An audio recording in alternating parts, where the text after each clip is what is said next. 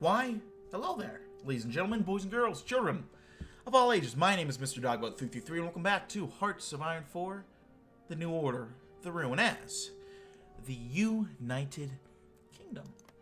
Now, last time we were here together, well, we started ensuring that order would end up prevailing. And it's coming along, I think. But first, let's go ahead and clear the air. Well, now that all that horrible business is behind us, it's high time we take a moment to breathe. And during that moment, we need to reflect upon exactly why is that we were plunged into civil war, seemingly out of nowhere. Why did this happen? Who was to blame, and what can be done? The answer is simple. A mole for the resistance had betrayed our trust and weaseled his way into the very upper echelons of our government, and none of us were thought the wiser of it. Knight was a snake. We have no way of knowing if he was just one of many in the pits. We cannot risk falling into the trap again. A thorough review of everyone within government will be conducted, and if all else fails, we will talk to the arch-traitor himself. Knight.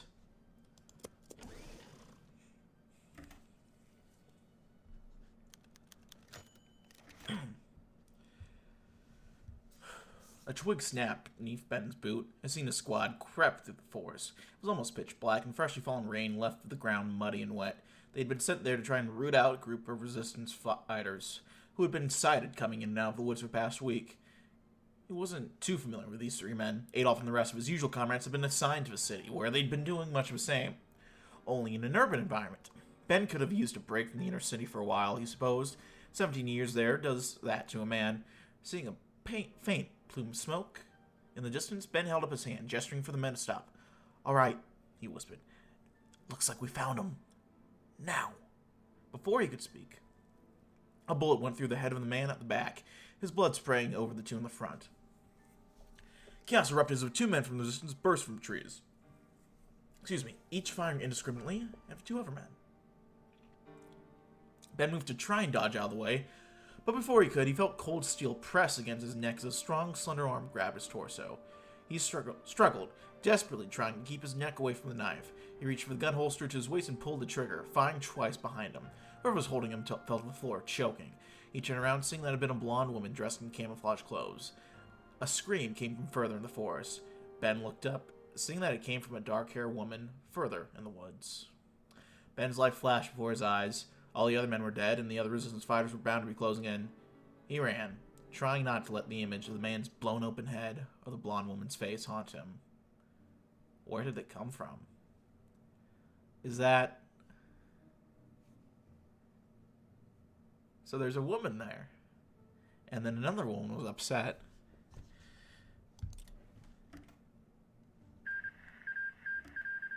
Ooh.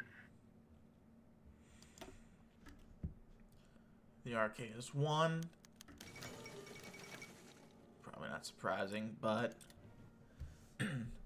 Time seemed to slow down as the bullet passed for Elizabeth. The way her body... Fucking knew it, goddammit. The way her body quickly tensed and then crumpled to the ground would be seared into Emma's eyelids as long as she lived. She screamed. The boy who had shot her gawped at her before running away like a coward as Bobby and Tom chased him away. She ran over to Elizabeth, cradling her gently. She was still breathing, but it was labored. Her usually rosy cheeks had faded to a white. The blood dripping from the wound darkened the camouflage jacket. "Lizzie?" Elizabeth looked up to her, smiling and stroking her cheek. "Hey there, gorgeous. It's me. It's Emma. You're gonna be alright, okay? Let's just get you up," she said, trying to lift her up. Suddenly, Elizabeth's arms fell to the ground, and her chest stopped moving. Emma's heart stopped. No, Lizzie. Lizzie!" she said, shaking her lover's body. Warm, salty tears began to pool around her eyelids. "Lizzie!" Elizabeth said nothing. Her glassy eyes stared up into the night sky, the same smile etched onto her face in death. The tears were unstoppable. She lowered her face into Elizabeth's chest, sobbing heavily. She forgot entirely about the possibility of other soldiers being nearby, as she wailed for the loss of her entire world. "Emma!" came a gruff voice from behind her. She did not look up, but she knew it was old Bill. Nothing else mattered at the moment. Emma! He repeated, shaking her. She finally looked up, seeing them hobbling around. We have to go. If they found us here, they'll be back. She shook her head, sniffling. No, I can't. I can't leave her here. Old Bill put his hand on her shoulder. Emma, she would have wanted you to carry on. Keep fighting. Please, Emma, he said, his own eyes began to water. I can't lose anyone else. Looking to the old man's eyes, she nodded. Before leaving, she closed Elizabeth's eyes and kissed her on the forehead. I'll never forget you, Lizzie. Never. Well, that was not pleasant at all.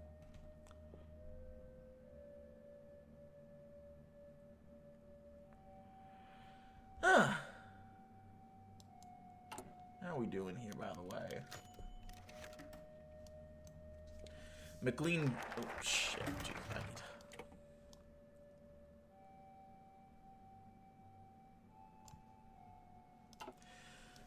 I don't blame you in the least for being shook about the whole situation, Kane said idly as he swirled around his drink. Not one of us could have seen what Maxwell really was.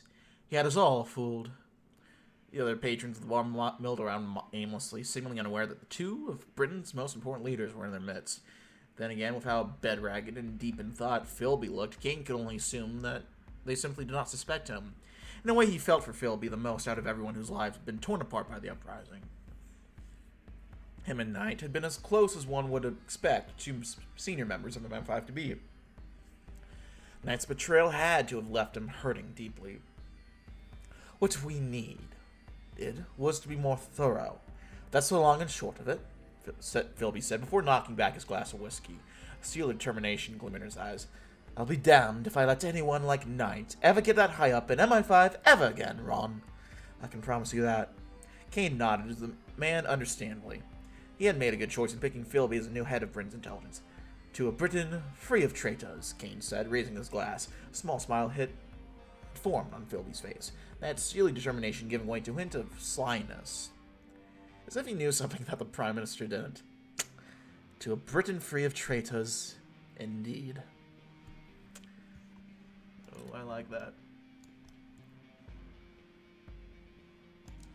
Ronald Kane's meeting with the German ambassador was meant to confirm, with full certainty, his government's triumph over the rebels. The afternoon proceeded as he expected. They each gave a speech affirming their commitment to good governance in Britain and cooperation behind that spot. Then they had afternoon tea in front of cameras. Diplomatic gifts were exchanged, polite conversations were held. We have one more gift for you, said the German ambassador, and their attention was brought to a cloth-draped box brought forth by one of the ambassador's assistants. Lacking a magician's flourish, the ambassador merely pulled the cloth out of the way and revealed a pet carrier. Emerging into the light was a little creature, white-coated and blue-eyed, with wide ears and small straight whiskers. "Sie ist ein German Rex," recited the ambassador with little intonation as his gift blinked. Kane looked down at the ambassador, then at his staff, who laid beyond the crowd, then at the cat. "A product of the Aryan breeding born only a few days ago. He gives this gift to the English people as a symbol of new life out of the struggles of war." "Well, what a lovely gift, Mr. Ambassador." He scooped the kitten up into his arms, who seemed too bewildered to scratch her way out. "You know, we've been looking for a new Chief Mouser." He gave the kitten a little scratch on the head. Some of his civil servants, when the crowd deflated, the Reich's generosity precluded their own pets from being selected. The German ambassador had a vague idea of what a Chief Mouser was and did not care to know any more. The cat looked at him with those big eyes, and Kane was struck with a question. What to name her? An answer soon followed, one that would hopefully call to mind a simpler, stronger time. A name that would tell everyone that everything was just like it was before. Say hello to little Peter, Britain. Alright, this is the new best character in the UK Britain. McLean shivered, hunched in a circle of some remaining members of the SOE. The last of the freedom fighters of Britain, Like Boudica and the Celts before them, they had been beaten against the superior force of the Empire and totalitarianism. Bullets rained into the walls of the nearly collapsed church they were all hiding within. Its roof partially caved in so they could easily see the flashes of the artillery slamming into the dirt around them.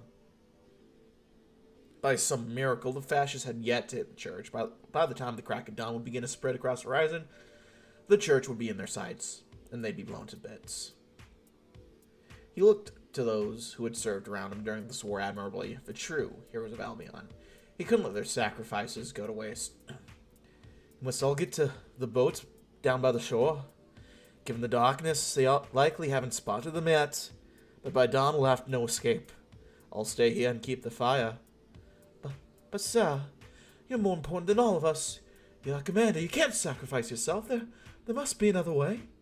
One of the younger soldiers, barely 17, spoke up. Despite his and the others' protests, McLean brushed them off. He stood firm in his convictions and went to take a rifle and relieve one of the soldiers guarding the door of the church. Go. I gave you an order, men. Get to it. His commands quelled the dissent rising among the group. The finality of his order was clear, and the protests turned into murmurs. And then they began to pack up.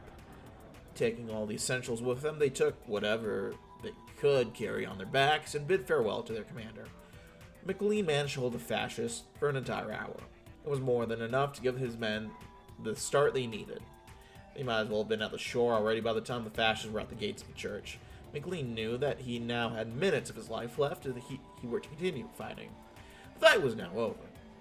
He tossed his rifle aside and waited for the government forces to stop their own fires. He wondered if they had finally gotten him. Then he turned his head towards the doorway and shouted, "I surrender!"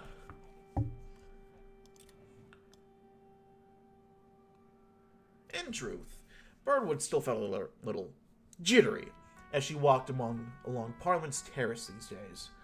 Whilst the uprising was long since over, she still remembered the rioting hordes, biting her nails as she listened to Garrison reports on resistance movements, and that one brick that missed her by an inch. But the bout of jitters soon faded as she sat next to the man who had invited her for a meeting in the cold morning. It was looking far better than the last time she saw him. "Jane, it's good to see you again," said A.K. Chesterton, standing up and shaking her hand before the pair sat back down. "It really has been far too long since we spoke," he added, a sense of purpose in his voice that she hadn't heard in years. "It really has been, Arthur. I'm glad to see you look well," she responded, setting her handbag aside and leaning on the table. "While I wait for the waiter to arrive, why is it you've invited me here?" "Well, you know how Gerald is considering his hat in the ring for PM, given the mess Fontaine's making," he said, Birdwood nodding in response. "Let's just say I'm planning a comeback of sorts if he should win.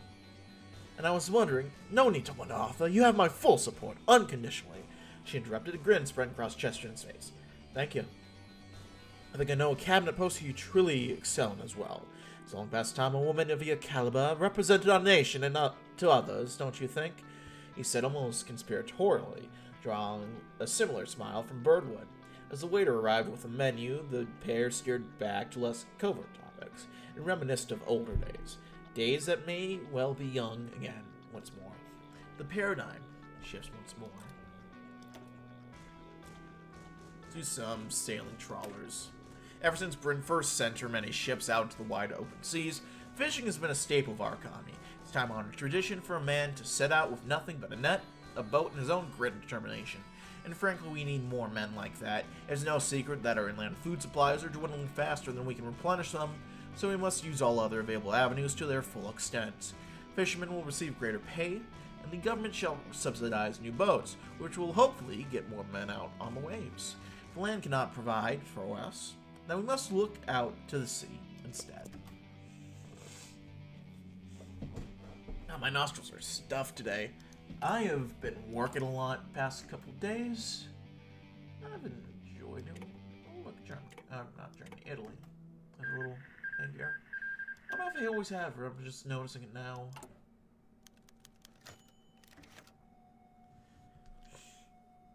Fitzroy McLean stared at the walls of Hermitage Castle as around him he heard the hustle and bustle of the collaborator scum preparing to transport him to London.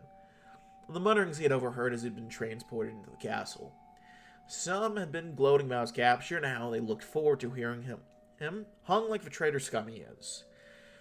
That he had been mainly for the BFC men guarding him. Some of the others had whispered of regret, of understanding, and of hate, but it was down. There was nothing he could do now but wait.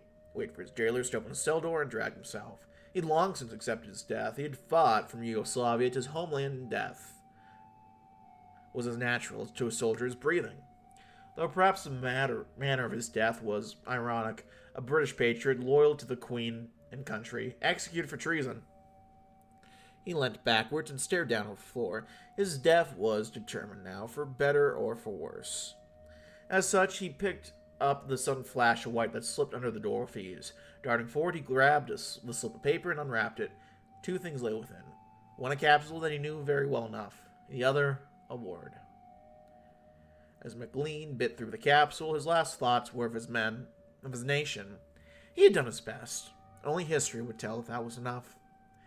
Tearing the note to shreds with his last bits of strength, Fitzroy McLean peacefully closed his eyes, knowing the single word on it meant its author would continue his work. Sonshin.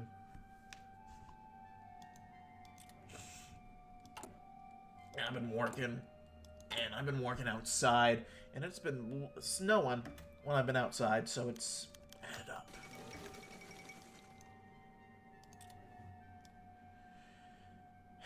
It had felt like it had been an eternity since Ben had seen his old house, and as he looked over the small home he'd spent his youth in, it looked like it had been left unscarred by the horrors of the uprising. Except for the roof. There was a large hole in it that had certainly not been here last time he had checked. Clutching his rucksack, he approached the front door, hearing people chatting with each other inside. It must have been a family get-together. He was lucky that their unit was to be stationed in Birmingham for the next few months before they went back to camp. He needed to know everyone was alright. He knocked 3 times, and he heard what sounded like his mother approaching. "I'll get it," she said, and the door swung open. "Hello, Mum," Ben said, not quite knowing what else to say. The brief moments before she recognized her son, Ben's mother looked weary, a strained smile on her face. It was clear that she was trying to play the dutiful hostess for whoever had come along, but when she saw her son, the facade dropped alongside her jaw. She nervously approached, reaching her arm out. "Ben?" she asked, caressing his cheek. He smiled, feeling tears starting to well up. In an instant, her arms wrapped around his torso. She began to sob into his chest, and all those days on the battlefield couldn't have hardened him enough against this. "Yeah, it's me, Mum," he said, hugging her in return. "I made it back."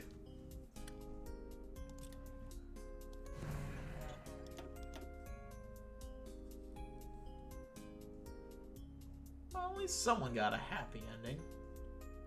Happy-ish.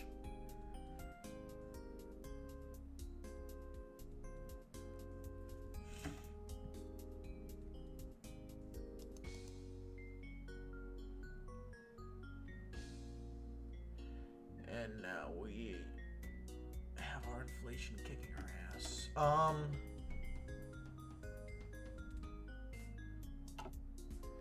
gonna work on counting our pennies. I think that's gonna be the best bet for now, because we need to fight inflation. I think this is our best bet, just starting off here. Let's get friends in high places. Let's face it, no matter how much one may love or loathe the German conglomerates, they have made themselves an indispensable part of the British economy. When one looks at the war-torn remnants of Britain, the need for their assistance is undeniable. Not only will the public continue to reap the benefits of their high-quality products, their return presence will create the jobs we so desperately need to bring the economy back from the brink.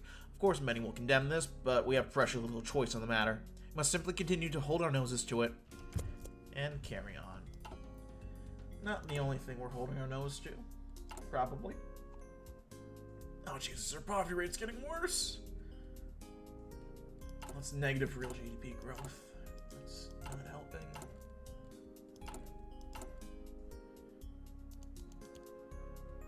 We have a surplus, but we had a surplus.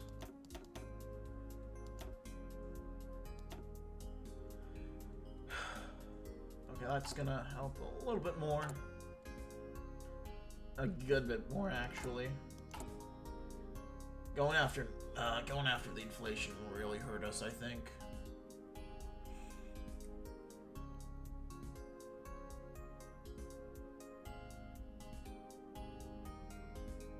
So I'll do this. We have a deficit. Interesting. That's fair. Well, we don't have much of a deficit anymore, but we have a little bit of one.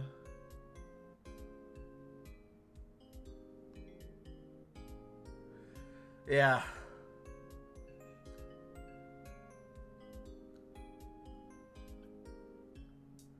Alright. We're gonna go ahead and end it there. So thanks always for watching, gang. Like, so if you liked, dislike, video, leave a comments or feedback down in the comment section below. I read all the comments I get, and I appreciate any feedback you might have for me. Check out my various links down in the description box below. So anything that you have as well down in the comment section below. And yeah, that's it for now, my friends. I thank you all for watching. My name has been Mr. Dogboat333, and I'll see you all next time. Bye-bye.